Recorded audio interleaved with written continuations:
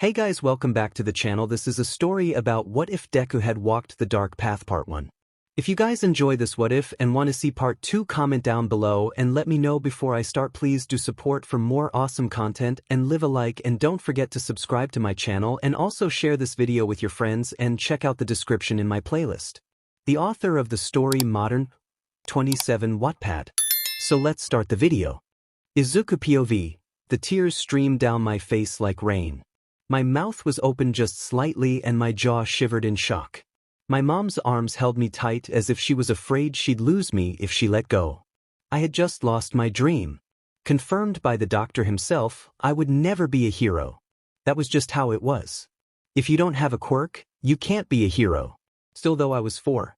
A kid can dream, can't he? My mom's tears felt like acid as they seeped into my shirt and soaked into my shoulder. My shaky eyes were loosely locked on the site of the computer with my favorite hero on it. I'd seen the video a million times, but this time, it seemed farther away than it ever had. If that makes sense. That moment, for me, was the moment everything changed. When I learned and accepted I would never be a hero. And yet, I still dreamed that faraway dream even if I could never reach it. For some reason, I'm right there again. I'm trapped in a dazed, blind, strange trance as I think to myself about how I lost something I never had. Of course, it's about 10 years after the first time I was in this trance. I'll tell you why it happened again. My childhood friend, Katsuki Bakugo, I call him Kaken, was being eaten alive by a slime villain. Without knowing exactly why or how, I soon found myself ripping and tearing at the slime monster, trying to free him. He would clearly rather die than live because of me. However, I did try to help him. Heroes arrived and saved him, and in a strange turn of events, I found myself clinging to the hero All Might. If you, for some reason, don't know who All Might is, he's only the greatest hero in the world. The symbol of peace. My idol. We landed on a roof and I tried to talk to him. It was all a blur, but I remember asking him, can someone, even if they don't have a quirk, can they be a hero like you? There was a pause. I was clenching my fists in anticipation as I awaited his answer. And then, no, he answered through his broad grin. In an instant, my heart sunk to the very depths of my soul and my blood ran cold as ice. He continued, it wouldn't be realistic. As great as it is to dream, for someone born without a quirk to become not only a hero but #1 hero, it would take several miracles and many, many years. What if dash? I cried out, my voice shaking. What if they were willing to put in those many years of training? What if those several miracles did dash? No, All Might firmly stopped me. They'd kill themselves if they had no quirk. That's just how it is. I'm sorry, but I have to go. He left, leaving only a mysterious puddle of blood on the roof. I, in his wake, felt the same way I felt all those years ago. But this time, it wasn't a doctor telling me I didn't have a quirk. It was All Might telling me I couldn't be a hero. Because, that's just how it is. Izuku POV. All Might tripped me. Well, not literally, but he tripped me figuratively. If I was in a race to become a hero, I was already behind, panting and weakly stepping quickly. But then I was tripped by someone who'd already finished the race. And I didn't have any energy to get up. I was lying on my bed, staring at my ceiling. I was in some kind of strange trance, my mind chanting, you can't be a hero, you can't be a hero, you can't be a hero, you can't be a hero, repeatedly. Over and over. And yeah, maybe I couldn't. Knock knock, Izuku. My mom's voice was muffled by the door. Izuku, I made dinner. Are you hungry? No, I'm okay, I called back, not even moving my eyes. I'll get something later, alright? Alright, but please eat something, she added. After her footsteps faded down the hall, I closed my eyes. I mumbled to myself, I need to talk to Kaken. The F you want, huh? Kaken snapped. I had asked to meet him in the playground we used to play at 10 o'clock at night. Listen, I just wanted your view on something, I told him, a bit shyly. Well, spit it out, nerd. He sneered at me, I'm tired. Then, in a scenario where you really want to be a singer, I started, but you knew you were bad at singing, but you still really wanted to be a singer, What do you do when a singer you really look up to tells you to your face to give it up? He was quiet for a second. This was rare. You're talking about you and All Might. He snorted, you don't have to sugarcoat it.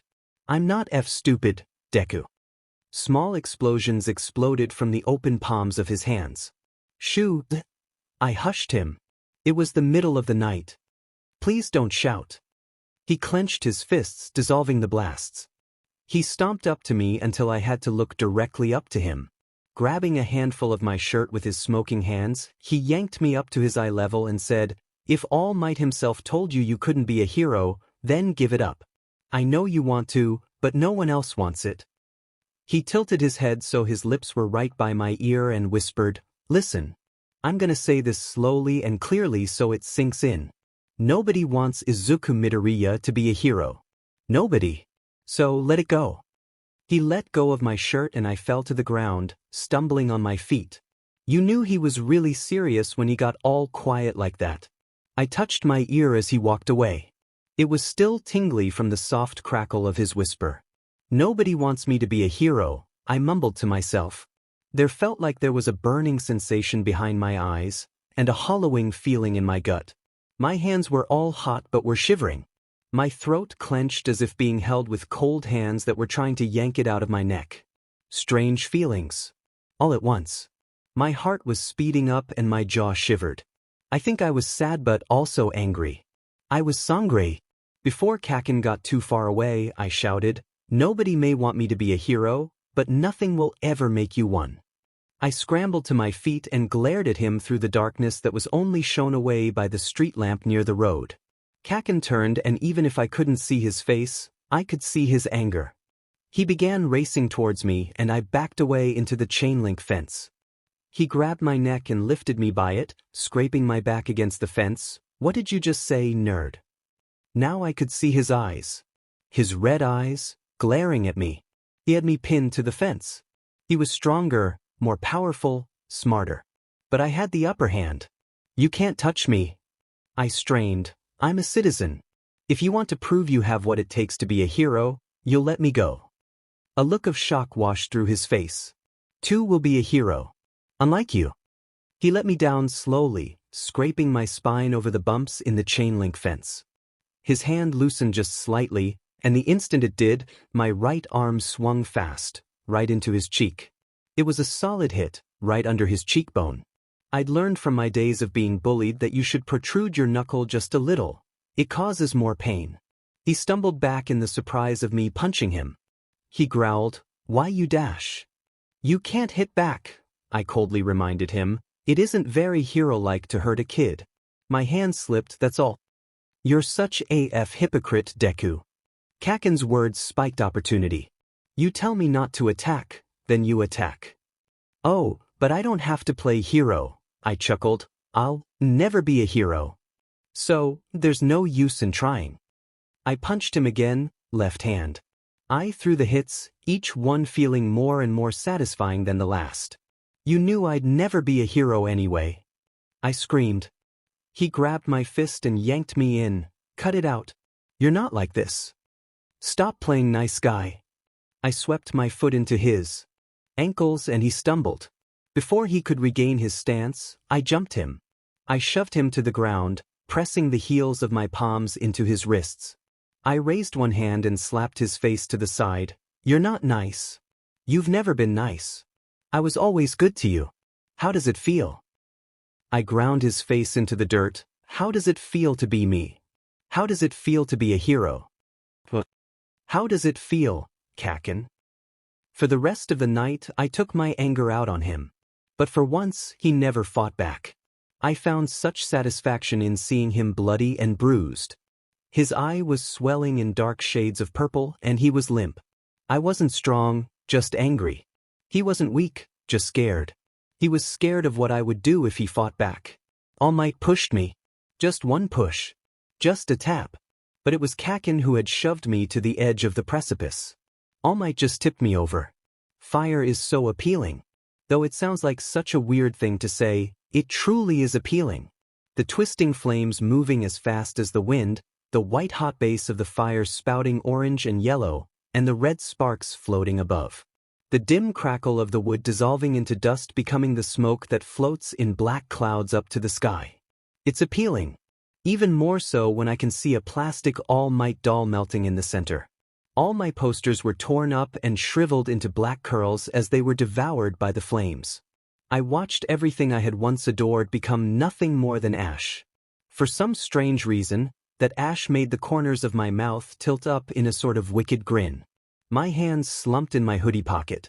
Something about the hypnotic dance of the fire made me want to burn more useless objects. Instead, I doused the fire before Mom got home from the store so she didn't see it. "Hey, Izuku," Mom called, "can you come in and help me with some groceries?" I called back and commenced to drag my feet through the house to the kitchen. Mom tried to talk to me, so I kept muttering and "that's nice," so she thought I was listening. What I was actually listening to were my thoughts. I was thinking about what I had done and said to 𝗧𝗵𝗃. I wasn't regretting it, he deserved it like hell, but I guess I was wondering why I hadn't stood up to him before. Maybe for the exact same reason he didn't fight back. It wasn't hero-like. "Heroes have so many rules," I muttered. "What was that?" Mom asked. I stammered to cover up what I had said. I said heroes are so very cool. Yeah. So very, very cool. I laughed nervously. So very cool. I thought, who says that? Man, she must be really suspicious. I'm a bad liar. So very, very cool. She cocked an eyebrow in confusion. Well, I suppose they are cool, but that's a strange way to put it. Well, you know me. I laughed again. You're strange, son. I'm so very, very strange. I say strange things. Sometimes. You know how I say weird things. I gave her a helpless grin and hoped she bought it. Well, I don't know why you brought up heroes, though. She looked puzzled. I was telling you about my conversation with Mitsuki in the store. Oh. Well, Mitsuki-san's son. Why, you know her son? Katsuki, right? Wait, of course you know him. Well, you know he wants to be a hero, so I, started thinking about heroes and yeah. 𝗧𝗵𝗃 is very, very cool. You know, 'cause he's gonna be a hero and heroes are so very, very cool. Yeah. I said, yeah, he's cool. This is weird, I chuckled nervously, pulling at my collar. Are you okay, Izuku? She squinted. You're not acting like you do when you're 𝗧𝗵𝗃𝗧. I shouted, louder than I wanted to, I'm a teenager. It's a phase. I'm just going through PBR2I. It's nothing really. I'm just awkward and socially uncomfortable and depressed, and no one understands me, and I'm going to leave now. I bolted out of the room and didn't wait for her response. Like I said, I'm a bad liar. I ran out of the apartment and slammed the door behind me. I leaned up against the door for a second, then pulled out my phone. A certain news headline caught my attention. Hero killer Stain strikes again. Stain. I'd heard the name before but never paid much attention to it. Kills heroes. I clicked on the link and started reading. It depicted him as some kind of twisted monster who takes mercy only on a few. Well, as a dedicated fanboy, I have incredible detection for weakness or intention. And the fact that he leaves some heroes alive must mean he has a reason not to kill them. I scrolled through different Stain articles to try to find out more. While doing so, I started to walk. I walked around down the stairs, down to the street, downtown, and just kept scrolling through my phone. It looked like he had a pattern to his kills. A hero would display a lack of heroism and he'd kill. A hero would humbly sacrifice or commit a heroic deed, and he'd spare them. It made sense. Now that I think about it, heroes existed before quirks did. They were true heroes because they weren't superheroes, but now, all that matters is who's the strongest. Being a hero shouldn't be a profession, I snorted. It shouldn't offer money. That defeats the purpose of a selfless deed. Every time I saw another article about Stain killing a selfish hero, I thought about 𝗧𝗵𝗃, who only wanted to be a hero to prove he could do it. I thought about how he would shove me against a fence, make me explode, write insults on my desk, exclude me, push me around, call me useless, worthless, quirkless, a waste of oxygen, etc. This guy thinks he can be a good hero. Seriously. He couldn't even be a good friend. Hey! I heard a voice snap at me, so I looked up. A hero, decked out in her full costume, a bouquet of flowers in her hand, was angry at me. "Listen, kid, I'm in the middle of a fan gig here, got it? Move it. Unless you want something." She gave me a suggestive smile and rolled her shoulders. "I'll pass," I grumbled. "Then pass." She snapped at me, pointing a detour. "Fine." I rejoined, stomping away. To myself, I muttered, "Pro hero Cupid, quirk, abeyance. Can make anyone obey her command with the touch of her arrow. This quirk works better on men." I'd seen her on TV. She's good at stopping robbers and making people turn into the police, but she's pretty useless without her arrows. She creates the arrows out of her hair, so if someone shaved her head, she'd only have the arrows she was left with. She seems to have a short temper and is quite irritable. She has many fans due to her attractive appearance, which might have gone to her head. The increase in fans might not be due to the increase in skill, but rather how she is shown to the public. I muttered to myself, taking mental notes. Cupid is a made-up hero. I looked left briefly and my eyes caught a convenience store. The pro hero was just down the sidewalk, surrounded by a mob of fans. I had an idea. The bells rang when I entered the store. Aimlessly, I wandered down the aisles. I plucked a bag of chips off the wall, along with a pack of gum. When I went to check out, I scanned the counter, looking for the perfect thing to use. The cashier checked out my 2 items and I paid for them. He accepted the money, but I knocked over a cup of pens onto the counter and bolted. I burst through the doors, holding the chips close to my chest. "Hey!" the cashier shouted. "Hey, come back here." I was running like I had stolen something, even though I hadn't. I slipped the pack of gum in my pocket and the chips under my arm.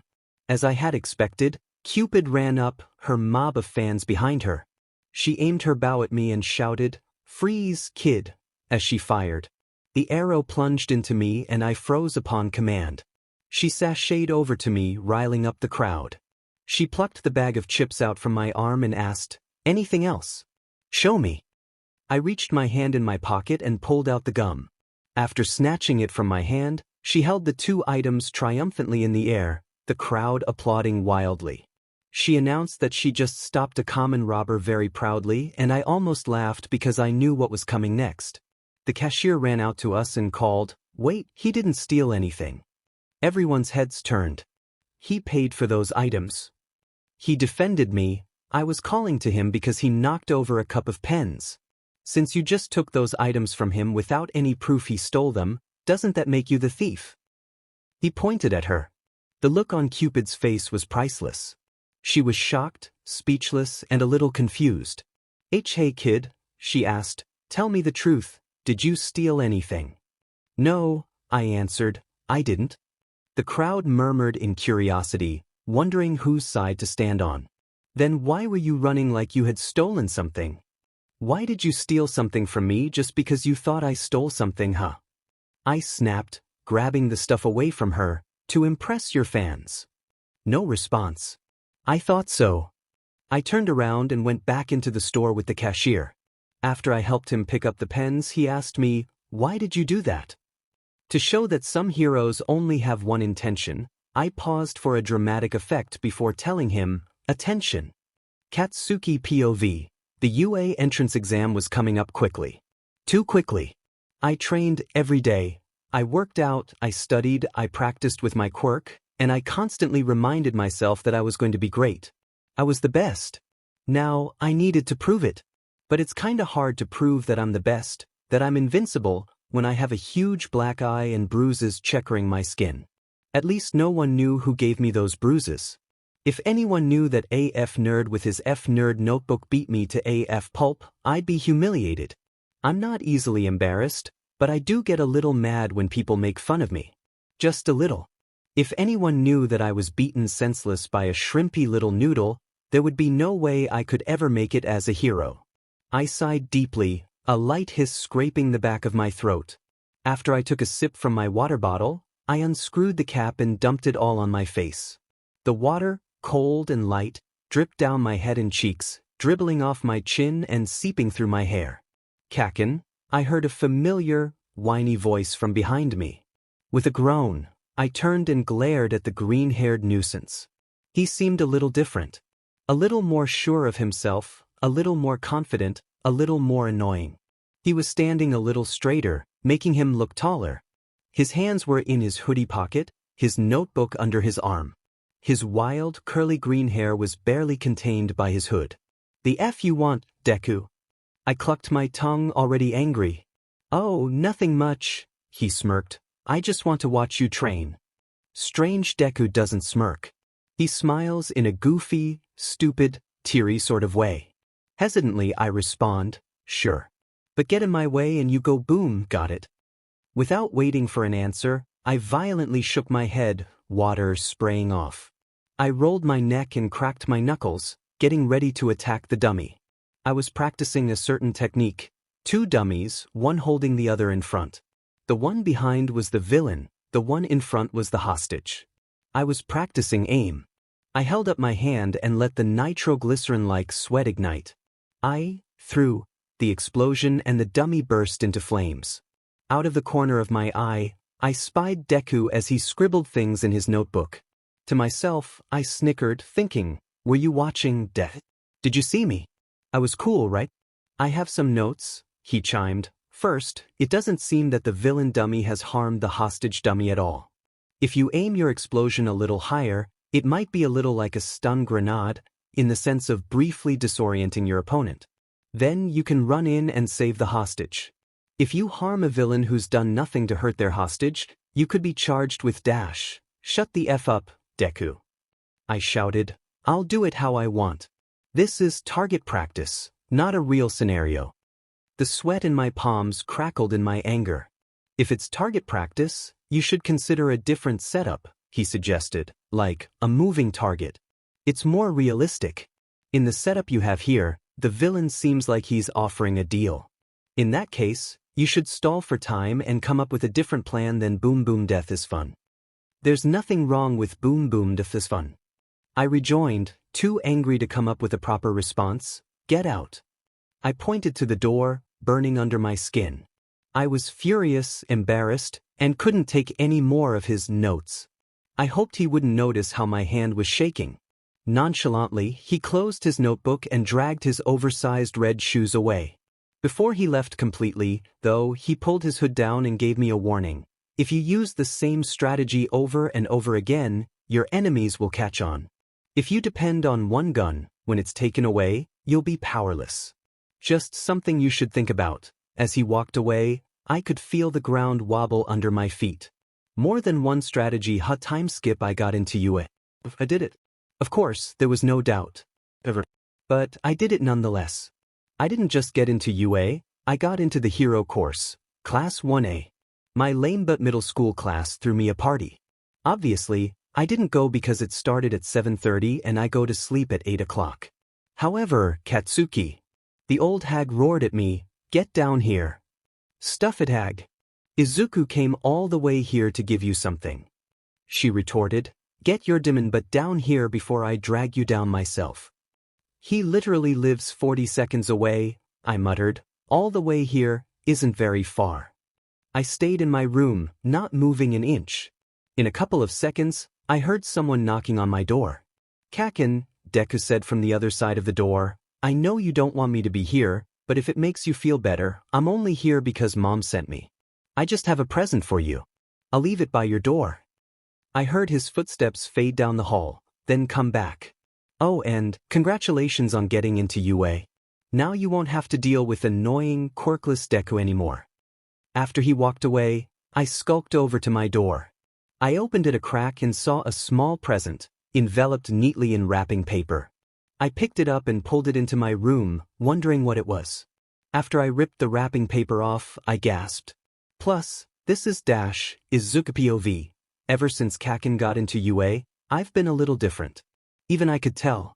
Whenever Mom gets worried, I remind her that it's just a phase. But maybe it isn't. I've gotten good at robbery. I'm talented at outsmarting heroes, mostly because of how perceptive I am.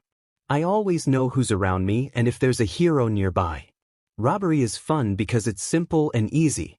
You go in, take something, slip out the back. And you always have to know which way the cameras face.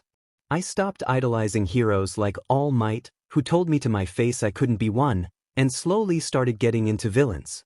Especially villains like 𝗧𝗵𝗲, who have actual morals that make sense. I found myself utterly fascinated by the way 𝗧𝗵𝗲 attacks heroes and makes them look like kids on Halloween, helpless and dumb as a stick. 𝗧𝗵𝗲 was my new all might. Strange as it sounds, I now revere 𝗧𝗵𝗲 and his ways as much as the next aspiring villain. Then I met him. I was walking alone at night, dressed in black with a flashlight in my hand. My fingers clenched around it in my hoodie pocket. I heard a brief shriek and flattened against a wall. I was near an alley, so my heart suddenly exploded. It drummed against my ribcage and made my entire body tremble. I heard a couple more screams, and I started to think someone was getting mugged and/or raped. Slowly, I shifted over to the corner and peeked around the edge, a little curious. I saw a glimmer of silver in the dark, along with a splatter of blood. I got out my flashlight and shined it down the alley with a brave shout of, "Who's there?" And I was shocked. There, like a lion of shadow, was the very villain whom I revered so greatly. 𝗧𝗵𝗲 the hero killer. Limp in his arm was a certain whimpering hero who had a cut on her face. Her flowing blonde hair dripped over her frightened, paralyzed face. The villain suddenly became alert and pulled out his knife, teeth like serrations glimmering in the flashlight's beam. "Cupid," I uttered quietly to myself. "Kid," she managed pitifully, please help." 𝗧𝗵𝗲 didn't move. Cupid kept begging me in a soft, helpless voice, but I wasn't cowed. I turned my flashlight off and drew myself to my full height.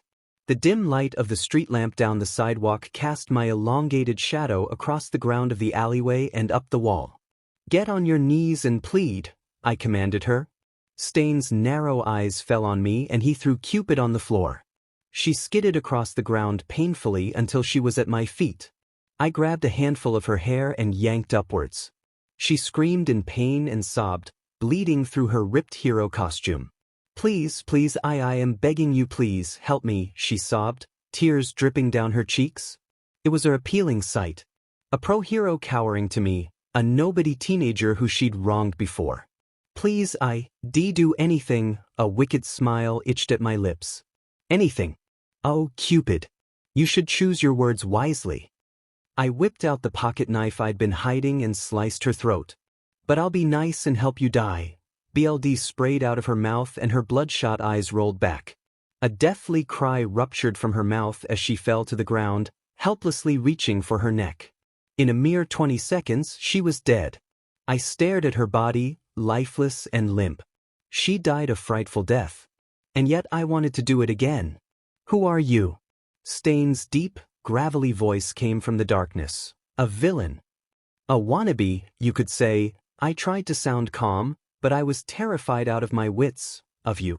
I revere you, 𝗧𝗵𝗲." He thought for a moment. Slowly, he slunk up to me through the darkness.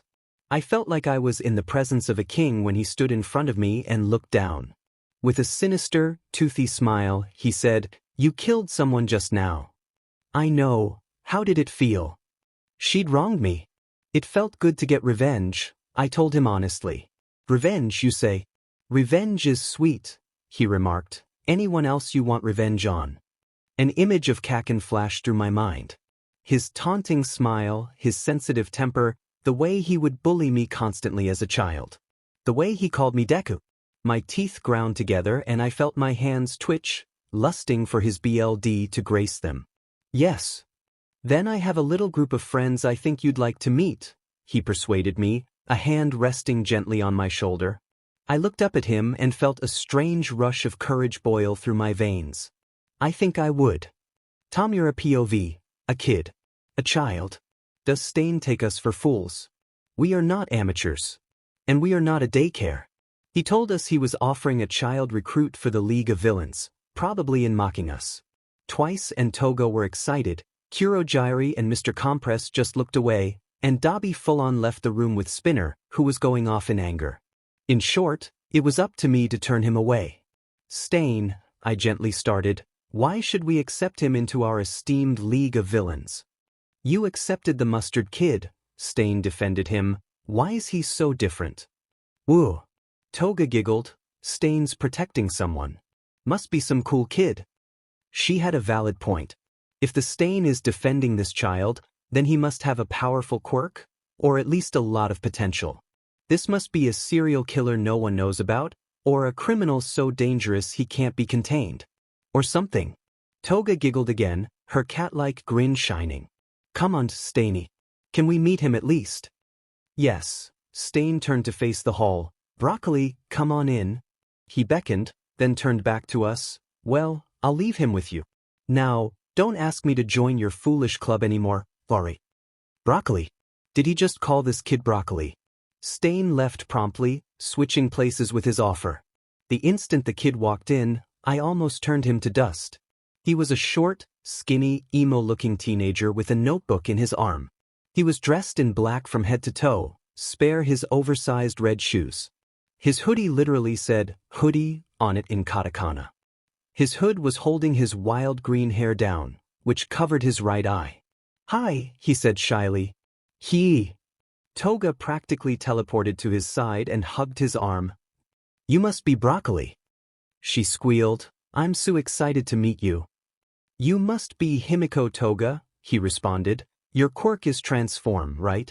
You can turn into anyone as long as you have their BLD. I know about you. He turned and looked at me, to know about all of you. I do my homework. He flaunted a notebook that had been battered and beaten. Was it? Toga reached for the book and he pulled it away.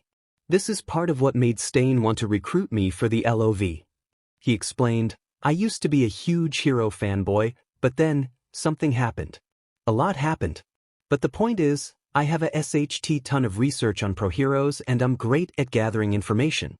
My notebook and I would be valuable resources for the League of Villains. He smirked at me. So that notebook was what was going to get him into our league. I wasn't falling that easily. What's your quirk? I questioned him. He went pale. Even more so than he already was. The cocky smirk slipped right off his face as he dropped his voice to say, I'm quirkless. After that, the silence hung in the room, heavy and pushing down on all of us. Everything was silent.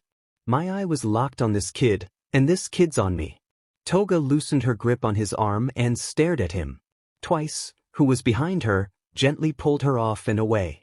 Kurogyari and 𝗵𝘃𝗵𝗃 were behind the bar in silence. I spoke up, well, now isn't that something? A quirkless villain. What better way to humiliate a hero, was his response, them fighting with an unfair advantage only to lose. You're that confident in yourself. I've only won a single fight alone, he admitted. Everyone always teamed up against me. So, I figured I'd turn the tables and team up with someone myself. He panned his arm at the room, indicating all of us. I say we let him join. Toga grinned. He's so cute. I don't share the same reasoning as Miss Toga, Kurogyari spoke up, but I also think we should let him join. Yeah, what could go wrong? Twice laughed. Let him in. 𝗵𝘃𝗵𝗃 nodded. I looked around the room. They were all in agreement. With a reluctant sigh, I said, fine. He's in. Izuku POV, I did it. I actually got into the League of Villains. But they're not as cool close-up. Several thoughts rushed through my mind as I said, thanks. I won't be a burden, I swear. Shigaraki was the leader. He was snappy and clearly didn't like me. Toga on the other hand, God, I need sunglasses. She smiles so big and so bright that my eyes burn if I look at her for too long. Twice was cool. He and Toga got along with me just fine. They were all nice, even Shigaraki despite the fact he didn't like me. No one besides family had ever been this nice to me. What's your name? Toga asked. I thought about the question for a moment. If I get revenge on Kaken, I want him to really regret it. It has to be a name he would understand, rather than just Izuku. Deku, was my answer. Deku. Toga echoed, is that really your name? No, I answered, but I want to be known as Deku. All right then, Deku, Shigaraki said, make yourself at home here. I got up on a bar stool and sat still for a minute. Kurogyari, the black, void-like mask came over after a while. His glowing yellow eyes locked with mine, and we just stared at each other. Are you going to ask for anything or just sit there? He finally said. Oh, I didn't realize you were waiting for me to, sorry. I apologized like I always did. Wrong response, he replied. The proper response is, are you going to get me anything or just stand there? It'll make it seem like it's my fault. You just apologized, which makes it your fault. Always try to make it the other person's fault, got it? Before I politely thanked him and asked nicely for a soda, I stopped myself. I'm a villain now. Instead, I snapped, well, are you just going to lecture me or are you going to get me a Coke? If he had a mouth, he smiled right then. That was how I got into the League of Villains. Little did I know then how much my world was going to change after that day. Nor did anyone. 𝗬𝗧𝗵𝗲 POV. It had been a month since I started at UA, and I was already the best hero in the class. Bakugo, floaty round face hesitantly said, Mr. Aizawa said he wanted to speak with you after class. She, who sat behind me, had just come back to her seat from talking with our teacher. Tell him I'm busy. I snapped back. I didn't have time to deal with lousy extras like round face and narcolepsy. He says it's urgent. What does he want? I don't know. She squeaked. He just told me to tell you that he dash. What are we in middle school? He confessing to me behind the gym or something. I snapped. She was really getting on my nerves. If it was shitty hair instead, well then I'd be all for it, but not DMN round face or narcolepsy. I doubt it. Stoic earphone jack but intruded. You're half Mr. Aizawa's age. Also, he's very rational. He wouldn't go out of his way for something as irrational as a confession. She sat next to me, but I had noticed her desk inching farther each day. It was a joke, jackass, I growled at her. It wasn't that funny, she muttered. I may not be funny, but at least I'm wireless. I lost my cool and shot up out of my chair. I let small sparks come out of my hand and almost set her hair on fire. So shut up and mind your own business. I roared. Bakugo, sit down. The lifeless mutter came from the front of the classroom. In narcoleptic kitty beach. Reluctantly, I dropped back into my chair and ground my teeth together. So what? I grumbled, staying behind after class. I had propped my feet up on the invisible girl's chair. The last time I did this, I kicked her since I couldn't see her uniform from behind the chair. Mr. Aizawa sighed deeply and mumbled, "Get your feet off the chair." Why? Never mind, I can't make you so I won't try, he caved. I want to talk to you about your behavior as a hero. Or as an aspiring one, anyway. You treat others with a lack of respect and act like you are the best hero there has ever been. All you care about is being first. About being the best. You don't care about the actual hero part of being a hero. That is why your other teachers and I are concerned. We want all of you to become heroes, and we'd be undoubtedly proud if one of you become the #1 hero, but that isn't why we heroes do what we do. We do it to help the citizens that cannot help themselves. You seem to have blipped over that part. Yeah, I got it. Play nice, be humble, and be boring, I snorted. I don't give a tea about that. But you should. This behavior could be what stops you from becoming a pro hero. I'm telling you this because I believe that you can improve as a hero. He gave me a firm nod and continued, and acting in a kind, approachable manner will increase your chances of becoming the #1 hero considerably. He added that last bit and left. I watched him leave and remembered Deku. But the nerd told me something that really stuck with me. It was when he asked me to come to the playground and we fought. He said, "Nobody may want me to be a hero, but nothing will ever make you one." And the way he said it was as if he'd been waiting to say it for a very long time. I never really thought about that until today. I'm going to be a hero, I whispered to myself. Just watch me. I'll be your hero. I curled my fingers into my palm, forming a fist. You'll say, "That's Kaken. I knew him." And you'll wave to me from the crowd. You'll see. I'll be the #1 hero and you'll regret that you said what you did.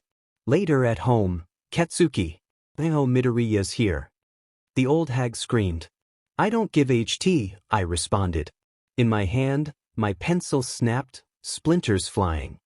She wants to know where Izuku is. That made me freeze. Where was Deku? I hadn't seen him since he came to give me the present. Strange. But If Mrs. Midoriya didn't know where he was, then where is he? I got up off my butt and went downstairs. I turned the corner out of the staircase and saw the old hag and Mrs. Midoriya. The latter was near tears, and the old hag was stroking her hair, calming her unsuccessfully. She sniffled. 𝗧𝗪𝗧𝗧 said he was going to a friend's house, but he hasn't come home. She wept, clinging to her friend. You're his only friend. The old hag snapped. Where is he? We aren't friends. I corrected. Besides, I haven't seen him in a month. Who knows, he probably joined a Yakuza gang. I muttered, but Mrs. Midoriya burst into tears again. Katsuki. The old hag snapped. Who knows? That nerd doesn't have any friends anyway.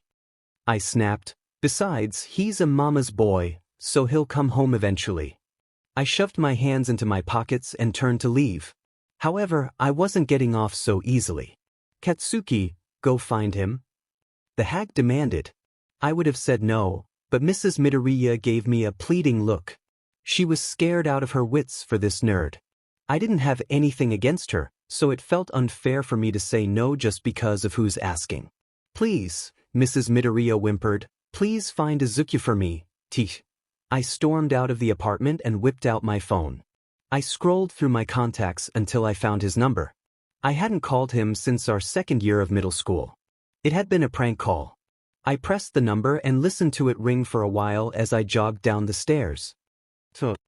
Damn it, Deku, where the hell are you? I snapped. Your mom's. Blubbering in tears in our apartment, and the old hag screamed her head off. I missed you too, he chuckled. Well, I'm with my friends --. You don't have any friends? Oh, I do. I'm alright. Everything is fine. But if you really want to know where I am, turn on the news. After he said that, he gave a laugh that sounded almost sinister. 𝗧𝗪𝙢𝗢𝗢, Channel 15. See you from the other side of the screen, Kaken. Oh, and one more thing. Know your friends, but know your enemies better. He gave me that advice and hung up. Hesitantly, I pulled up the news. Channel 15, like he said. Across the top was the headline. New rising villain Deku burns down restaurant. Kills 50 innocents and 1 pro hero. The gun was warm in my hand. Smoke trailed out of the barrel and I heard the clinking of a bullet on the ground. The consistent firing had ceased, so now it was just a ringing silence. Whoa! Toga swooned from behind me. Deku, you're really on fire today. Are you saying I'm hot? Why thank you, Himiko. I threw her a smirk over my shoulder, and she squealed. Kaya. She squealed, blushing. Don't look at me like that. She whined, giggling as she slumped herself on the railing outside the firing range. Toga, Deku, 𝗬𝗲𝗍 entered the room. Shigaraki has a new plan and he wants to have all of us involved. Shigaraki just told us his newest plan, which just might be the craziest thing I've ever heard. He wants to attack UA High School. That's where Kaken is. Wait. Twice waved his hands around. This is a bad idea. I'm sorry, but someone had to say it. Not even we could succeed in doing that. He has a point, I said. UA staff is comprised entirely of pro heroes and the students aren't exactly just some kids off the street. They're masters of their quirks, and they've been training together for a while now. If we barge in without thinking, we'll for sure lose. That means death, capture, or something else. Take your pick. Yeah, he's right. Bad idea. I agree with Deku and Twice. Me too. Yeah, let's not. Words of agreement floated through the room, overlapping each other. It was a bad idea, and everybody knew. Shigaraki waited for everybody to calm down by scratching his neck. I swear, his neck is going to look like an 𝗵𝗃𝗲 soon if he doesn't cut that out. When everyone finished lodging their complaints, Shigaraki said, I know you all are reluctant to agree to this plan, and I know why, but hear me out. We all have our strengths and we're going to play by them. For example, I'm not planning on sending 𝗬𝗲𝗍𝗍 or Kurogiri for recon. I'd send Toga or Deku. And I wouldn't force Deku and Mr. Compress into a one-on-one with a hero. I'd leave that to 𝗬𝗲𝗍𝗍 or Spinner. Well, yes, I sighed. That's plain logic. What is also plain logic is not doing it at all. Deku, he soothed, please listen. We're not doing it immediately. We're going to spread it out over a long period of time. After all, his expression turned grim and his voice grew low. He is still preparing our weapons of mass destruction. By he you mean, yes. Shigaraki stood taller, rising to his full height. Instinctively we all did too. All for one and our Nomus. Kurohige cleared his throat. Sir, there's another thing you were going to say. About Deku. Pious. Deku. Shigaraki smiled his toothy, chapped lips smile at me and everyone turned to me. I have something extra special for you. Before I knew what was going on, I was strapped to a table and a bright light was shining down on me. My wrists, neck, ankles, and waist had straps over them, which were securing me to the hard table. Carefully, Shigaraki, Dabi, Mr. Compress, and Kurohige pressed stickers with cords I don't know what they're called onto my skin in various places. 1 in each hand, 3 on my chest, 1 on the sole of each foot, 2 on my forehead, and 1 on my throat. Shigaraki, what is this? I asked, my voice wavering. He chuckled. Nothing. Just some preparation. Preparation. I squeaked nervously. This. And don't you worry, everything'll be alright, he reassured, his dry but hands placing another sticker on my arm. That made me nervous. Rightly so, to be honest. Dabi, with a malicious smile on his scarred face, fingered a giant SW. This SW was hooked up to all sorts of wires, cords, and scary-looking machines with weird liquid. Shigaraki. Are we all ready? He got Shigaraki's thumbs up of approval and when he heaved the giant SWs down, a surge of electricity zapped into me. It only hurt for a little bit, because I passed out almost instantly. That day, I became something I'd never predicted I'd ever be. I had a quirk. Not just one quirk. No, this machine gave me 5 quirks thanks to AFO. I was invincible, I was unstoppable, I was powerful. I was a Nomu. I was a villain. Katsuki POV. I've known Deku almost my entire life, yet somehow, I never understood him. It was hard for me to feel empathy, or to put myself in the places of others. And yet somehow I completely knew how Mrs. Midoriya was feeling when I told her about her son. He's what? She cried, a villain. Izuku would never. It's just not like him. I agree, the old hag stated. Izuku isn't the type to indulge in activities like that. I mean, Izuku burning down a building. Murdering innocents. Murdering it all. Mrs. Midoriya wailed and my mom shut up. I can't see it either, but it was caught on video. I argued, and he's even letting his face be seen. Here, I pulled out my phone to show them, but my dad pushed my hand down. I think they believe you, they just don't want to, he whispered. For once, I wasn't angry. Instead, I felt weird. My stomach felt like it had turned upside down, and my hands were cold. My eyebrows were practically glued together in concern and tension, and I felt sick. I knew Deku the best out of everyone in the world, himself aside. And even I was startled and confused as to why he decided to be a villain. But I was mostly concerned. After all, he was a villain now. I'm soon to be a hero. Will we one day be pit against each other in battle? Will we be opponents? Days later, young Bakugo. All Might bellowed, you appear to be distracted. What seems to be the issue? Nothing, I'm fine, I grumbled. Now go away before I blow that dumb grin off your face. I held my shaking hand up, pretending to focus on the hero training activity, trust exercises. His large, muscular hand clapped down on my shoulder as he said in a softer voice, you seem distressed. Has something out of the ordinary happened recently? Are you all right? I'm fine. Leave me the alone. I lost it. Everyone else turned towards me. I'm just gonna go to the bathroom. I let out an exasperated sigh and turned to walk back to the building. Hey, what about me? Kirishima called. I can't do a partner exercise by myself. I'll be back in 3 minutes. Can't you wait 3 minutes? I snapped. I turned and kept skulking away. I shoved my hands in my pockets and sighed. I couldn't stop thinking about Deku. When I got to the bathroom, I splashed water on my face. It dribbled down my face and through my hair. It felt refreshing, but I still had a sickening feeling in my stomach. I stared at the mirror for a while. My eyes had dark circles under them and my skin was a ghostly shade of white. When was the last time I really slept? 2 nights ago. 3 nights ago. I wasn't sure. I heard someone knock on the door, followed by, "Bakugo. It's Kirishima. Are you alright?" At first, I thought I should just shout I'm fine and go back to the training exercise, but instead I muttered, "Go away." It's a yes or no question, go away. He was silent at first. Then the door opened and he walked in. He hesitantly stood next to me and placed his hands on the edge of the sink. Go away, Kirishima. I cut him off. I shoved him away, too pissed to do anything else. I grabbed his shoulders and practically threw him across the bathroom. He crashed into a trash can and it looked like it hurt.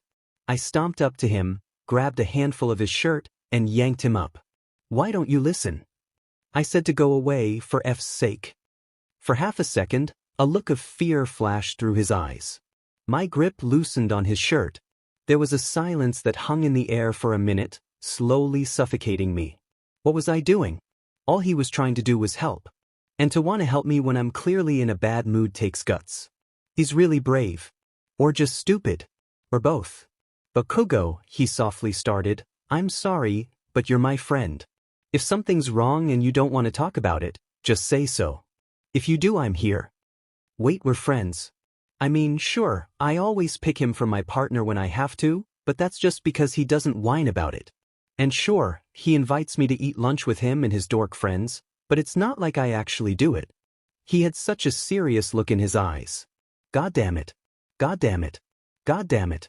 I pushed him back against the trash can and tilted my head down so he couldn't see my face. My throat tightened and my veins rushed with cold blood. My hands, my arms, my entire body started to shiver. Behind my eyes, tears started to form. "What the F?" In a shaking voice, I whispered, "Kirishima, what would you do if someone you used to know became a 𝗧𝗵𝗲 villain? And what if it's your fault?" My hand gripped his shirt tightly. God damn it. Why am I crying? And why do I have to look like such a baby in front of Kirishima? "Which villain are you talking about?" he asked, a little timid. "Know what? To hell with manliness." I let myself cry. I shuddered and sniffled, and my eyes started to leak. My legs gave out and I crumpled on the tile floor of the bathroom. God knows why I was crying, but I was. His arms fell around me and he pulled my face close to his chest like it was normal. I kept crying and he didn't say anything. He just stayed there, which I think I needed. Ijiro POV. I am witnessing something rarer than a blue moon. Bakugo is crying. I am very confused. What do I even do? I did what I thought was best, which was to hug him, but now I am at risk of losing my life. I asked him which villain he was talking about and he started crying. I have a bad feeling that was the wrong question. "Hey, it's okay," I soothed, trying to slide his hair, but it popped back up as soon as my hand brushed over it. I tried not to laugh. "It's okay." His crying went on for a while until he finally stopped long enough to speak. "What?" he sniffled. No remark about how unmanly this is. He was still shivering and shaking, trying not to burst out sobbing again. I paused. What do I even say to that? It's alright. This time, it's alright. If I'm completely candid, I uphold a manly disposition because I want to be seen as manly. I won't mention someone else's lack of it, I'll only mention it if they display manliness. "Deku," he whispered almost raspily. "Huh. Deku," he said again, "you asked which villain. It's Deku." I'd heard about him on the news. He's one of the most dangerous rising villains in the country, and people still don't know anything about him. I heard that he's killed 20 pro heroes already, and he's murdered over 300 innocent civilians. "Deku!" I exclaimed, "You know him." "Knew him?" He snarled, glaring at me, "And in case you were wondering, we weren't friends." He rubbed his tears onto his wrist and took a deep breath. "Also, if you utter so much as one word about this to anyone, you'll be cremated. Like after I die. While you die. Oh. So if anyone asks, nothing happened." His already narrow eyes narrowed as he hissed, "Nothing." He stood up, gave me one final glare, and strode past me towards the door. The door creaked open and slammed shut, and I was left a little bit stunned. I was still sitting on the floor of the bathroom against the trash can, my shirt stained with his tears. There was still so much I didn't know about what had just happened, but what I did know was that Bakugo knew Deku. He knew him enough that he'd cry in the regret of influencing him. Still, I'm sure the two of them have much more history. Plus, and most of it hasn't happened yet. Izuku POV. Finally. I had power. Real, actual power. I had 5 quirks and I loved all of them. Something I'd learned from Shigaraki was, ask permission after you do it so that they have to say yes. I was a victim of this. Well, now I know that this technique isn't all that immoral, because I would never have agreed to become a Nomu, but now I love it. My quirks are, venom, my bite is now poisonous. There are now 2 new teeth behind my canines that are filled with venom and injected into whatever I bite. I have to wear a weird retainer thing when I eat so that it doesn't get in my food. Gravity manipulation, I can increase or decrease the gravitational pull of certain objects or places, and I can identify who or what it affects. Ventriloquism, I can move my voice anywhere I want, and wherever my voice is, my mind can see it. I can also see what's in front of me still though. It's like a double monitor. Heightened senses, it's what it sounds like. I can give myself perfect hearing, sight, sense of smell, or taste. No idea what it does for touch though. Memory, this one is actually pretty cool. I can reach back into my memory and remember anything with exact accuracy. This applies to forgotten memories as well. I obviously wrote all this down in my notebook. Whenever I learn something new about one of my quirks, I jot it down as soon as I can. It's everyone's cheat sheet for when something goes wonky with their quirk, so I still write down everything about everyone else too. Okay, everyone, Shigaraki said seriously, we only have a week left before we attack you. Scout team, what have you learned? He turned to me and Toga. Toga's hand shot up. They're gonna kick our asses. She announced excitedly, Class 1A is super cool. There's a bunch of really good fighters, and most of their teamwork is impeccable. She gave an exaggerated chef's kiss after the previous sentence. I cleared my throat. Not always. There's definitely a lot of disagreement between them. Not all of them get along, and they haven't trained enough with their quirks to be able to use them together. I held up my notebook. About their quirks, I wrote down everything I could find out. I photocopied the pages so we could all study, but I apologize for my bad drawings. I pulled a huge stack of packets that had all the 1A students' information. A collective sigh fell from everyone's mouths. Or not, I offered, and we can get our asses kicked, as Toga said. They shot glances around the room at each other. I think the ones we should look out for are Shoto Todoroki, the son of Endeavor Momo Yaoyorozu, who literally has the power of God creation, Toru Hagakure, who is invisible, and Katsuki Bakugo, I told them. Hagakure isn't the best in battle, but who knows where she is? We'd have to be careful. And don't worry about Katsuki Bakugo. Why? Twice asked, you wrote a lot about him, so I figure he's pretty good. He flipped through one of the packets. Leave him to me, I commanded. Deku, this is a team effort, Shigaraki grumbled from behind his hand thing. You can't have one student all to yourself, and he can't you all to himself. Let me handle Katsuki Bakugo. I said, please. Why? Revenge, I muttered. Shigaraki scratched his neck and sighed.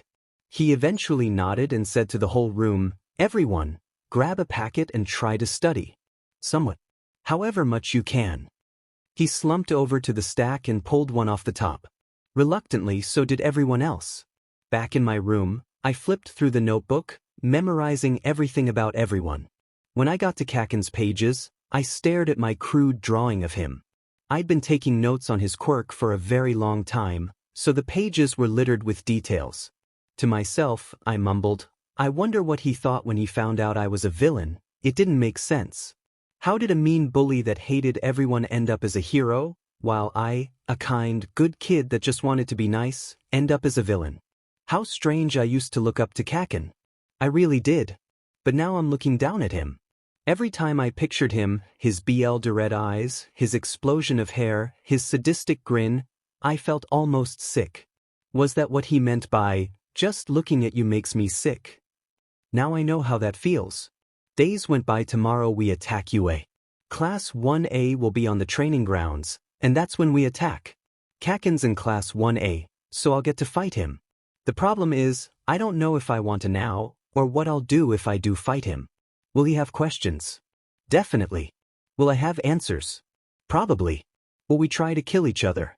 Possibly. Will we want to? Maybe. Will he get emotional? Hopefully. Everybody is getting ready to go fight tomorrow. For a bunch of bad guys, we really work hard. I trained with my quirks and became comfortable with all of them. However, Deku twice called, if you keep shooting your arm will fall off. Take a break. My arm trembled as I kept it sustained in the air, my gun smoking. I took a deep breath before I lowered the pistol to my side. Twice, have you ever killed someone you knew?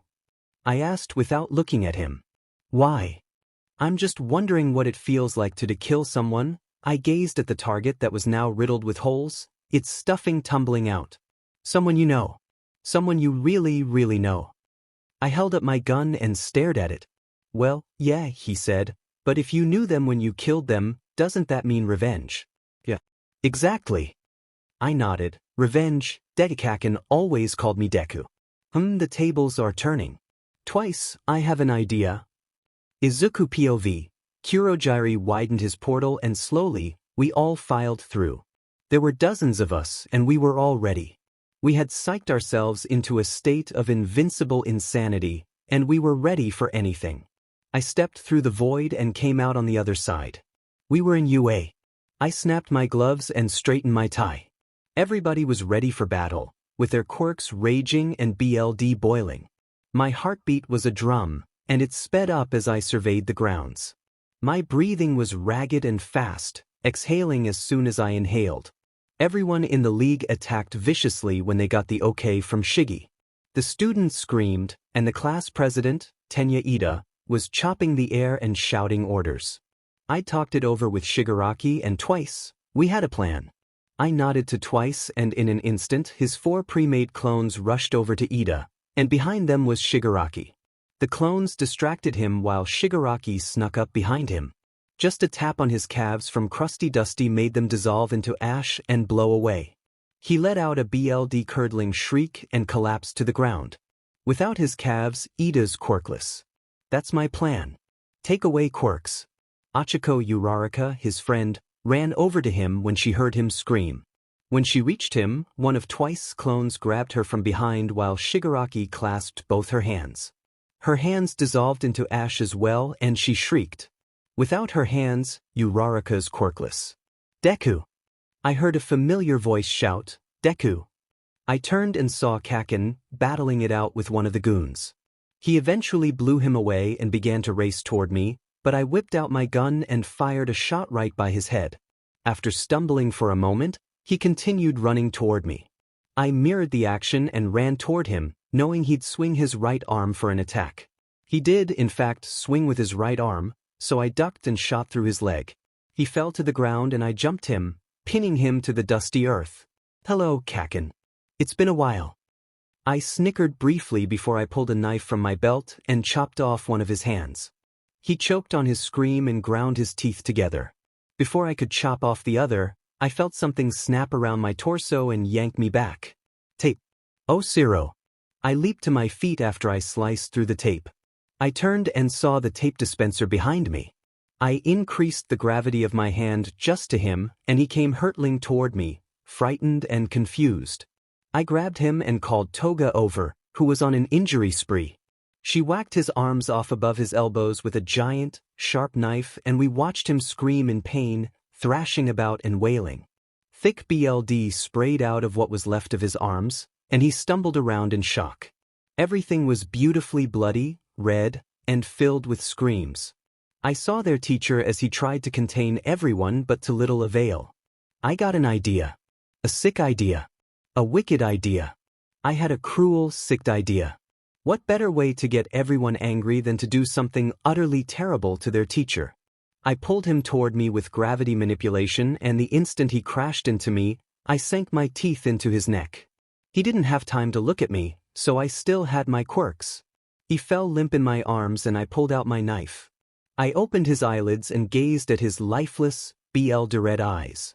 Oh, what perfect fodder for my blade. Once I ripped out his eyes, I was met with furious glares from Class 1, more furious than they had been before. They all attacked more angrily and violently than they did earlier, attempting to push us back. Unluckily for them, I'd forced the League to study their quirks and weaknesses. We were going to win. I was fighting a dozen students at once, some of them screaming, some of them crying, but all of them furious. One student, however, was only using one of his quirks. This made me so mad that I made both of us float up and away from everyone else. "Shoto Todoroki," I growled, "you shall pay." "𝗧𝗲," he said stoically, though I could see his BLD boiling under his skin. "You, who was born with 2 quirks," I started, feeling my heart thumping against my ribcage, "never knew the pain to be born with none. You were born with two wonderfully powerful quirks, and yet you only use one." I forbade myself from using my father's quirk. He shouted in response, clenching his left hand. "You forbade yourself." My vision began to flicker in and out as my body trembled. "You forbade yourself. I don't give a ht about that. Besides, something that's part of you, your quirks, can never be anyone else's." I roared, flaming with anger. Have you ever thought about the 20% of the population that would give up everything to be half as lucky as you? I did give up everything. I was quirkless. My whole life all I wanted was a quirk. And you had double everything I always wanted. "I didn't choose to have 2 quirks," he shouted. "If I could, I'd have given them away. I didn't choose this." "You know what you did choose," I snapped. "You chose to only use one." I threw myself at him and punched him. He deflected it with an ice shield, but I broke through it. We engaged in a ruthless battle, stabbing at each other and throwing punches, while I messed with his gravity. I couldn't see properly and I felt sick, but I couldn't help but want to kill him. I wanted to kill him. I wanted to kill him so badly. I lost all control over myself and attacked, roaring with fury as I injured him mercilessly. I beat him down and threw him around in the air. He hit the dome ceiling several times, and I used it to abuse him. One time, he fell and I'd beaten him so bad he couldn't make an ice bridge to stop his fall, so I let him just fall. He fell all the way to the ground and crushed 𝗂𝗂𝗏, who was below. Both were bruised and bloody, and 𝗂𝗂𝗏 didn't even try to push Todoroki off of him.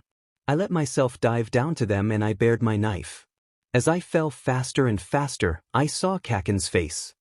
He was breathing weakly and his eyes looked helpless. I landed on the 2 of them and stabbed my knife squarely into Todoroki's back. He screamed and BLD sprayed out of his mouth and wound. I stabbed him again and again and again, twisting my knife through him and yanking it around. His screaming fueled me. 𝗂𝗂𝗏 was shouting at me to stop, and even put his uninjured arm around Todoroki. "Stop it," he shouted. "Stop. Cut it out. Don't kill him. Stop it, 𝗧𝗏. Stop it." He paused for a moment while he flipped over with Todoroki and made me fall off. He grabbed my wrist, his other, handless arm on the ground. "Izuku, stop. Why are you doing this?" I flinched at the sound of my name. My vision cleared at last and I looked at the entire battlefield. Everyone was engaged in battle. 1A was losing drastically, many students were injured badly from losing their quirks, and 𝗂𝗂𝗏 was right in front of me. He had no left hand, and there was a bleeding hole in his leg. He was bruised and bloody from other fights, and he was defending Todoroki, whom I just nearly stabbed to death. He was cowering. It made me smile. It made me smile, a twisted, wicked smile. "Oh, 𝗂𝗂𝗏. Dear 𝗂𝗂𝗏," I said in a taunting voice. I leaned in close to his face and whispered, "Don't you mean Deku?" "No, I don't." He winced in pain. "Izuku, where are you?" "Your mom is worried sick about you. My mom is worried sick about you dash, and you." I cut him off. The look in his eyes couldn't have been described with any words humans have invented. "I'm sorry. I'm sorry, Izuku. It's my fault. I know. Just please stop," he begged me. His hand was trembling around mine and I ground my teeth together. "No. The only way to get what you want is to take it. If the world was fair, I would have been on your side for this fight. And guess what? I'm not. With a slide of my blade, his right hand fell off of his wrist and fell to the floor.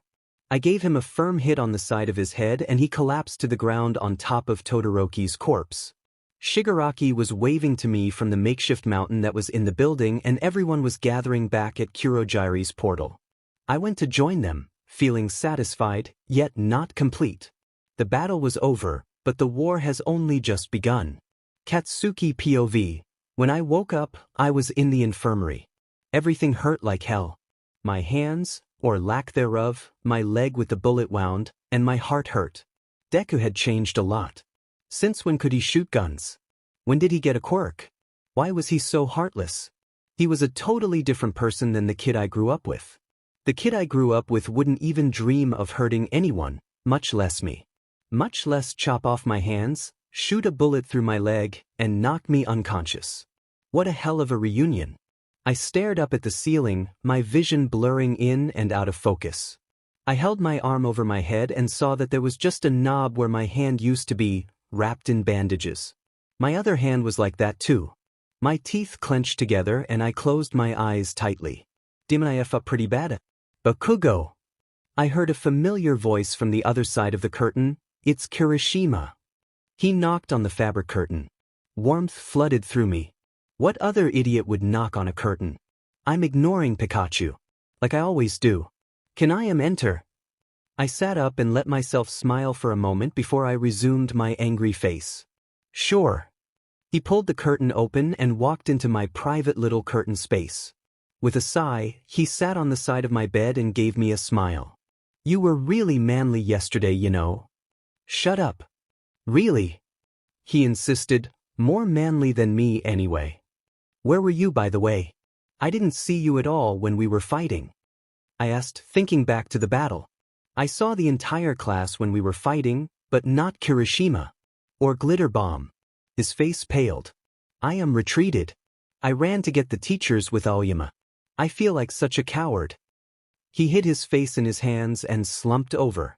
What kind of man leaves a battle to get outside help? What kind of man leaves his friends to fight alone? I placed my wrist on his back and said, we would have died. We all probably would have bled to death if you hadn't gone to get the teachers. Narcolepsy was unconscious, thanks to Deku. I paused for a second before continuing. He was unconscious, so he couldn't have helped. We were losing, anyway. He looked at me with emotion in his eyes. Are you thanking me? I'm not thanking you. I'm just saying that because of you, I'm not dead and I'm marginally appreciative. I insisted, but he gave me a smug look and I muttered, which I guess means, thanks, I dunno. He laughed and turned away again, swinging his legs off the side of the bed. You're doing great for a guy who just lost his hands, has a bullet hole in his leg, and fought a dozen villains. No, just Deku, I sighed.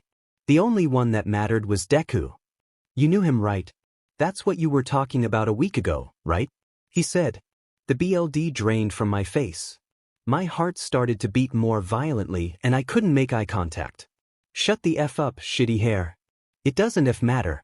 It's not your problem, so butt out. My voice was deep and gravelly. Just leave. No. I glared at him angrily.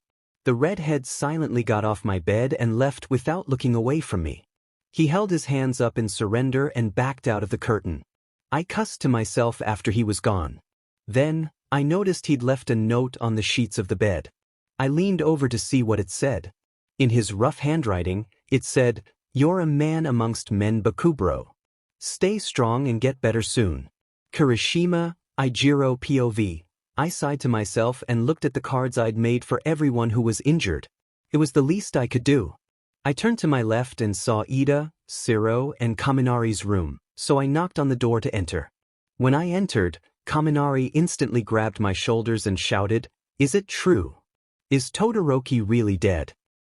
He had tears in his eyes and his hands were trembling. It can't be true.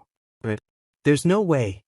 Behind him, Ida and Ciro were slumped in morose acceptance, but Kaminari was still in denial. He kept blubbering about how it wasn't possible for us to die. Because we're the main characters and have plot armor, or something, but I had to stop him. It is true, I confirmed. Todoroki is dead. It pained me to say those words because Todoroki was our friend, our man. Kaminari's bruised, black eyes widened and he let go of my shoulders.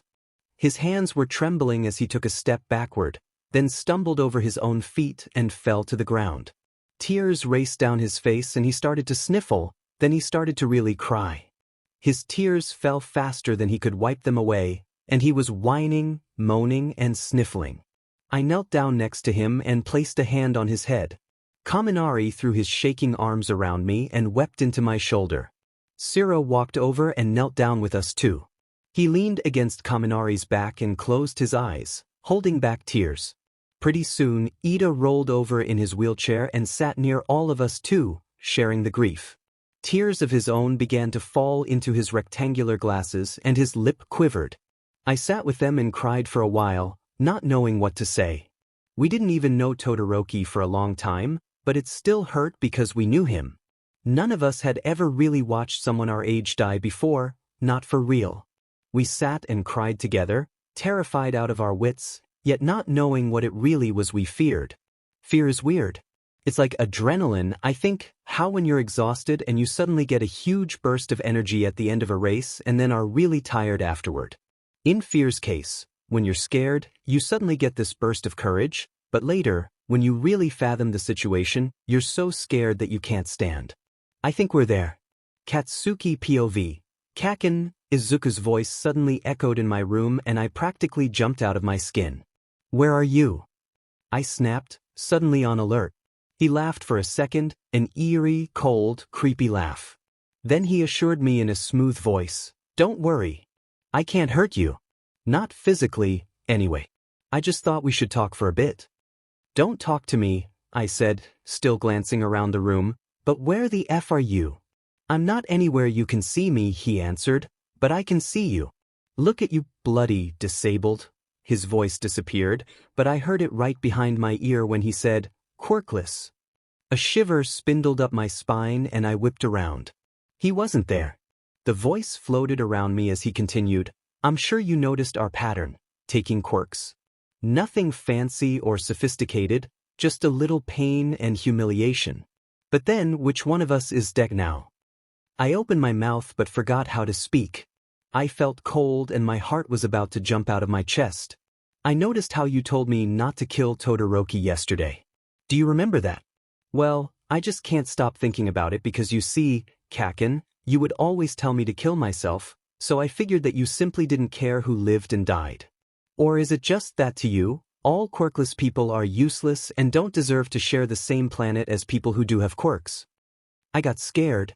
He had turned the tables, and now he was going to give me a taste of my own medicine, right? Wrong. "Well, Kaken, that's the stupidest philosophy I've ever heard. Why should I kill you for being quirkless?" He laughed, the sound echoing through the room. Especially when his voice was right behind my ear again as he whispered, "I have 1,000 better reasons to kill you." Katsuki POV. A disembodied voice. The rat raised a suspicious eyebrow. "Yeah," I nodded, the villain Deku's voice in my room. Nizu kept giving me a look. "I'm not wasting your time or anything. I actually heard it. It was taunting me and spitting threats." I claimed, but no one believed me.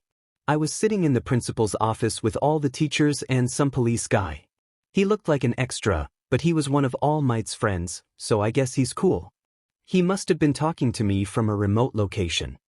"It might be his quirk," the police guy said, scratching his temple with a pen as he looked over his notes. "But during the USJ attack, he displayed his quirk of attraction, right? And wasn't he also the one with the venomous bite that left Aizawa-sensei poisoned?" "He might have more than one quirk," Nizu pointed out, "but then, how many does he have? We know he has at least 2, attraction and venom, but if we aren't sure of how many are left, we can't ever feel safe. If his voice was in your room, and he could see you dash, and apparently hear me," I added. "And hear you," the rat continued, "then couldn't he be able to hear anything that goes on in you? Or at least, anything that goes on with you?" The room fell silent and all eyes turned to me. The terrifying feeling of having a dozen teachers staring at you, waiting for an answer, crept up on me. My chair suddenly felt like it was made of upside-down spoon heads, and the light felt like it was made of hatred. I opened my mouth to speak but was cut off. Young Bakugo has no reason to be put on the spot, All Might said. He's in the same boat as all of us. But, young Bakugo, do you suppose there's a reason why no other students heard a voice? Of course. I snapped. He only wanted to talk to me. That was when I realized I was digging my own grave. Why would he only want to talk to you? Midnight asked. Were you two lovers or something? Midnight there, kids. 13 sighed. What Midnight means is, what was Deku's reason to single you out? Nizu asked, if you can answer that for us. All eyes fell on me again. I debated my response for a while. On one hand, we could put an end to Deku and the League of Villains if I reveal my past with him, but on the other hand, these are the people that can decide my future as a hero, so if I reveal myself as a bully, my hero career can show itself out. Should I be honest? Or should I be a hero? Or would being honest make me a hero? I'm the reason he's a villain, I confessed, selling my soul to the devil. We used to be friends when we were kids, but when he ended up being quirkless, I bullied him. I was the biggest FJRK to him. I destroyed his stuff, I excluded him, I told him to commit suicide many times, I humiliated him, wrecked his dreams, called him names, I named him Deku, I beat him up, I boasted to him, and I did this for 10 years. I stared at the table, afraid to make eye contact. He wanted to be a hero and idolized heroes. Especially you, All Might. I kept telling him that he was quirkless and could never be a hero, but I guess he still believed he could be one. Wait! All Might exclaimed, leaping up out of his chair. Wasn't he the kid with the slime villain earlier this year? You were the one being attacked by it, but was he the one who? Yeah, that was him. All Might paled. He sat down slowly and stared wide-eyed into the table, just like me. Oh, I see, he muttered blankly. Thank you, Bakugo, for being honest. The rat sighed. It must have been hard to admit that in front of all of us. Like hell it was. I grumbled. You think I was eager to say that? Of course not, he said. Actually, this is valuable information. If you know him, you can help us with recon so we know what to expect. Is there anything you can tell us about him that would be helpful? Police guy asked, clicking his pen. I paused for a second, trying to remember everything about him. His real name is Izuku Midoriya. He grew up with one parent, his mother. He was quirkless, he's 15 years old, used to be the most optimistic person on the planet. He has green hair, green eyes, and a big smile, even though it's usually fake, and he cries easily. But he changed a lot in these last few months.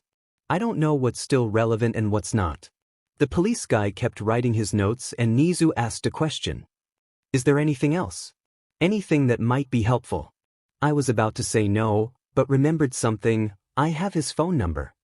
Why didn't you start with that? Midnight demanded. I forgot. Give me a break, you slut. I shot back. Well, what's his number? Police guy asked. 𝗧𝗵𝗃𝗃𝗃𝗃𝗃𝗃𝗃𝗃𝗃. I told him. He dialed it to see if it would work. Nada. He must have changed it. By changed it, I mean he probably blew it up or let Shigaraki get his hands on it. Damn it. I screamed, kicking a chair across the room. Damn it, damn it, damn it, damn it, damn it. I roared, oddly furious. Calm down, Bakugo. Present Mike chuckled. Down, boy. Good boy. I glared at him angrily and snarled. Timidly he squeaked, down? Well, it was a good lead, police guy nodded, putting his phone away. Any other ideas, Bakugo? No. Look, I'm tired, I'm injured, I'm sick of this, and I just want to go home. I snapped, surprisingly pissed, so I'm out. Figure it out without me. I waved my arm and grabbed my crutch so I could leave. I shoved my arm into the crutch and speed hobbled out of the room. When I finally got back to my room in the infirmary, I saw that the old hag had dropped off a bag of my stuff by the bed. I slipped my wrist into the handles of the bag and lifted it onto the blanket as I flopped down on it. There wasn't a whole lot of significant stuff, just some necessities, but I noticed something interesting. Back when I just got into Izuku gave me a present. The contents of the present included an old picture of the two of us and a letter. The present and the letter were in the bag, so I fumbled with them to get them out. The picture of the two of us was from back before I got my quirk. Back when we were friends. I had noticed before that there was a scratch on the glass, but it had widened so much, it was a distinct crack. It was right over Izuku's face like a bullet was shot into the glass. Into the picture. Into Izuku's mind. The crack in the glass of the picture stared at me and I stared back. Izuku, please tell me you're alright. Please. Wherever you are, whatever you're doing, please be alright. Please. Katsuki POV. I really didn't think it could get any worse. Spoiler alert, it did. My entire world is shattered into fragments of pain and suffering. God, I sound emo. Anyway, one good thing that happened was that the support course finally finished our prosthetics. The prosthetics all include the quirks we lost, so my titanium/skeleton hands can fire lasers from the fingertips, but the lasers themselves are useless unless I aim my fingers together, which makes an explosion. Pretty creative, honestly. Well, that's about all the good news I have for you. The bad news. Let me make a list. My teacher is in a coma and won't wake up. It's confirmed that Deku has several dangerous quirks. The school isn't letting anybody in or out for safety reasons. Our class can't focus on anything since Todoroki died. Todoroki died. I haven't slept in a week since Deku's voice keeps whispering threats in my ear at 3 a.m. All Might's been in a blurry daze since the meeting in the rat's office. Villains are emerging, encouraged by the USJ attack. I'm having a sexuality crisis because I think that I'm gay, but I'm not sure. Kirishima was kidnapped by the League of Villains. Yeah, you read that right. Number 10 is by far the one that's rattled me the most. Number 9 is a close second. Kirishima was kidnapped in the middle of the night by the League to provoke me, and let me tell you, I am provoked.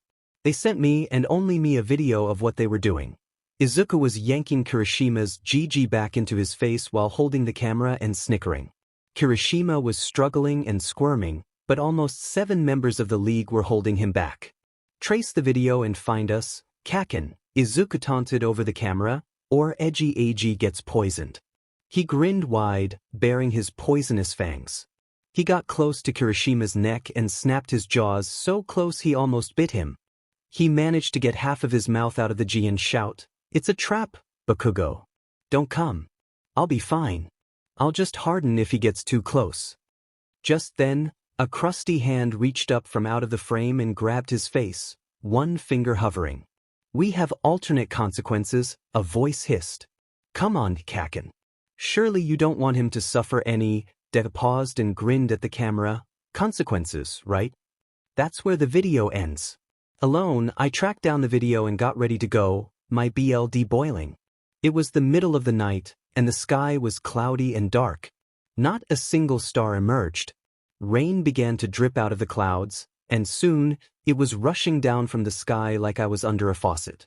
The streets were practically rivers, and the street lamps had flickering halos of raindrops hovering around them. The night wind blew the dusty smell of rain through my hair, and my black outfit was soaked to my skin. I buckled my helmet under my chin and swung my leg over my motorcycle. I revved the engine and was about to go when I heard someone shout to me, "Wait." I turned, and through the darkness, I saw 4 people running toward me. I saw a glimmer of light on someone's face. Glasses. The person who shouted was waving her arm at me, and I recognized the prosthetic hand. Behind them were 2 people. One had scarves like narcolepsies and the other had a leather CRP top jacket. Katsuki POV. What? I screamed, "Everyone in you." Izuku grinned and began to cackle again. His green eyes squinted, all of his humanity drained from them. "How sick are you?" I stormed over to him, ready to kill. I grabbed his collar and shoved him against the wall, a dent hollowing behind him. He coughed and put his hands up. Hold on." He whimpered, "Slow down. Why are you so twisted? What the F happened to you?" I roared, clenching his collar tightly. "Bbok shut up. Shut the F up. You don't deserve to speak." I yelled, "An entire school. Is this America? Why? Bakugo. So, I'm not even Deku." He choked, morphing into a girl with wild blonde hair and yellow eyes. I'm just following his plan. Don't kill me, please. It hit me like a ton of bricks. I dropped the girl and she crumpled to the floor. My world shook for a second as I felt a mix of relief and dread. Mostly dread. Ah! The girl exclaimed, scrambling to her feet. Shiggy, where's the cute redhead? She tried to run around me to get over there, but I grabbed her and shoved her back in the wall, running over to the table again. Krusty was standing dumbfounded and shocked, looking around himself. Kirishima was nowhere to be found. They did it. Ah! I cried, dumb shits. You think I didn't have a plan too? I beamed, and I think they noticed because the girl scowled and Krusty swore. Those idiots got him out. I aimed my fingers together and it made an explosion, exploding a hole in the wall. I ran out and Pikachu was waiting for me. I nodded to him and we both dashed over to the front of the building, where the other three were with Kirishima.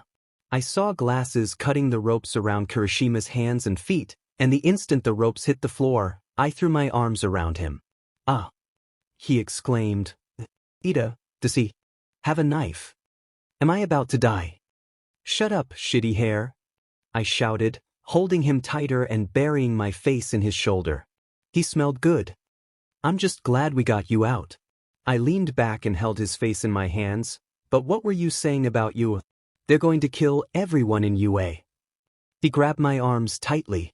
He turned to everyone else, shouting, we have to go save them. Don't worry, Shigaraki's voice arose over the rain. We turned to hear him say, they'll be fine. Round Face instantly beelined toward him and raised her arm to punch him, but Insomnia snapped his scarves around her and yanked her back. Let me go, Shinso. He took my hands. He took my quirk. Let me just get one punch in. She struggled and ripped at the scarves, trying to free herself. 𝗬𝗧𝗏, chill. Insomnia snapped. He's on our side. What? The F. A lot of the league opposes Deku and his intentions, Krusty explained. Most of those who oppose him are the ones he chose to bring to UA. Including twice, Dabi, Mr. Compress. Those of us who oppose him and weren't taken to battle have been planning his fall. Fall. Pikachu echoed hesitantly. What do you mean fall? We're planning his assassination. Shigaraki clarified. Lightning flashed behind him and thunder roared around us. In Kohei's mom, an image of Mrs. Midoriya holding young Izuku popped into my mind. The image of her sobbing when she found out he was a villain. Her words, please bring my Izuku home, Katsuki. Please. No. I shouted, don't kill him. Why? Shigaraki asked, what's so wrong with killing a murderer? His voice dug deep into my soul as he said, Deku's ruined more people than you can ever understand. If he lives, he kills. Well, I'm not going to let you kill him. I insisted, that'd be exactly what he expects. So what? So he can't die. Not yet. I decided. I wasn't changing my mind. I grabbed Kirishima's hand and shouted, we're going back to you.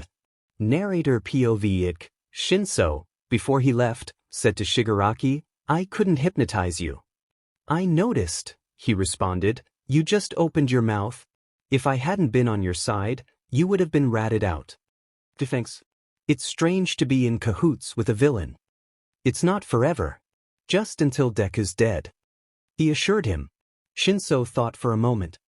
It's strange, but people really bond over tragedy, right? Because of Deku, Bakugo is nicer. He doesn't get as angry for as long anymore. Because of Deku, heroes and villains are uniting. Through an optimist's eyes, I guess you could say that Deku's not that bad. Shigaraki's eyes narrowed on the teenager. In a tight voice, he said, you better go join your friends if you care about your school. Shinso nodded and ran to join Bakugo, Uraraka, Kaminari, Ida, and Kirishima. Behind him, Shigaraki said some words that no one would ever hear, ever know. Not even you, dear reader, get to know what he said under the cover of the rain. Izuku POV, have you ever played Betrayal Chess? It's a game that changes loyalty to treachery with a roll of the dice. If you roll an even number, you play the white pieces. If you roll an odd number, you play the black pieces.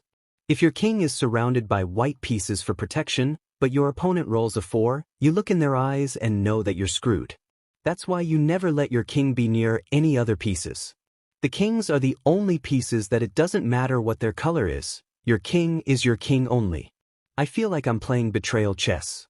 I'm surrounded by people that I don't know if I can trust or not, so I'm staying away from everyone. Shigaraki's been pissed that I took over the league for a while, and he's pretty DMN persuasive, so others have been joining him.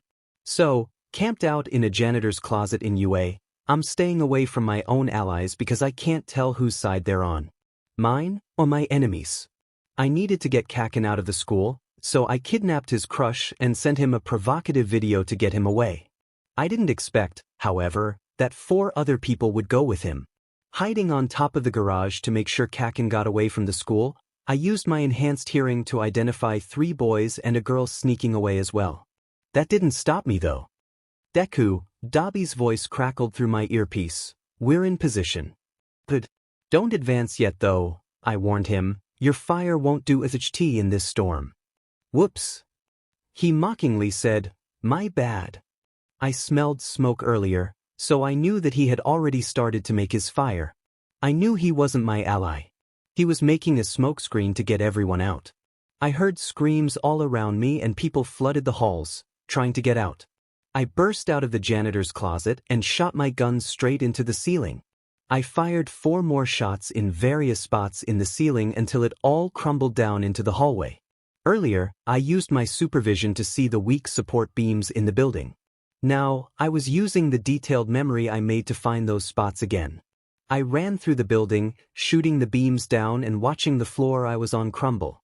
I leaped out a window and made myself hover in the air with my gravity manipulation. The school was being enveloped in smoke so quickly that even my supervision couldn't see accurately. I got so pissed that I just increased the gravity of the entire school by 70% so it all fell down in a huge pile of floors. The thundering collapse of Yua echoed the thunder that rumbled in the sky above me. Over at the entrance, I distinctly saw twice clones guiding people out. Dabi set the school on fire again, gently, and the rain made the fire sizzle out into another thick layer of smoke. I let myself drop down to the ground and I ran through the smoke. It was a maze with no walls, so I navigated by my memory of the grounds until I reached Dabi. That F traitor. Dabi, I whispered into his ear from behind him, pulling my gun out and holding it to his temple. Nobody likes a liar. I cocked the gun and slipped my other arm under his and held a knife to his chest. So be honest. Which death do you prefer?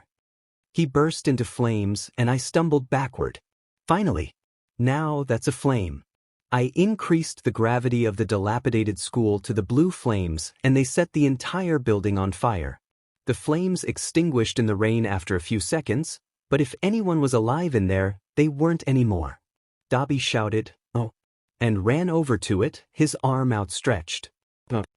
Stop pretending to be a good person. I kicked him down to the ground. You're a villain. He glared at me with the same teal eyes as his father. He corrected me, I'm more than that. I'm the older brother of the man you killed. So kill me if you want to because, yeah, I'm a villain. He pointed to the people who were still evacuating, but they aren't. They're innocent people. Why must they be included in your revenge? You have a point. I sighed, but I let go of morals a long time ago. If this is the only way to really get revenge on someone who does deserve it, I'll do whatever it takes. Plus Kaken. I'm waiting.